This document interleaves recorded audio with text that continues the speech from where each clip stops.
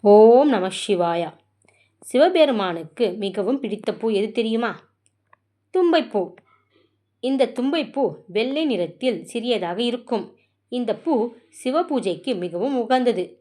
இந்த பூ அதிக அளவில் மருத்துவ குணம் வாய்ந்தது. மேலும் சிவபெருமானுக்கு உகந்தது. சிவபெருமான் அவர் தலையில் தும்பைப்பூவுக்கு இடம் கொடுத்தது ஒரு புராண கதை உள்ளது. முன்போர் காலத்தில் தும்பை என்ற பெண் ஒருத்தி வாழ்ந்து வந்தாள். தீவிர சிவபக்தியான தும்பை சிவபெருமானை காண அவரை நோக்கி கடும் தவம் செய்தாள். தும்பையின் தவத்தைக் கண்டு மனம் குளிர்ந்த ஈசன் அவள் முன்னே தோன்றி, உனக்கு என்ன வர வேண்டும் என்று கேள் என்றார். அனைவரும் ஈசனின் திருவடியில்தான் இருக்க வேண்டும் என ஆசைப்படுவார்கள். ஆனால் ஈசனை நேரில் கண்டதால் ஏற்பட்ட பதட்டத்தில், ஐயனே, என்னுடைய திருமுடியின் மீது உங்களது திருவடி இருக்க வேண்டும் என்பதற்கு பதிலாக உங்கள் திருவடி மீது என்னுடைய திருவடி இருக்க வேண்டும் என வரத்தை மாற்றி கேட்டுவிடுகிறார்.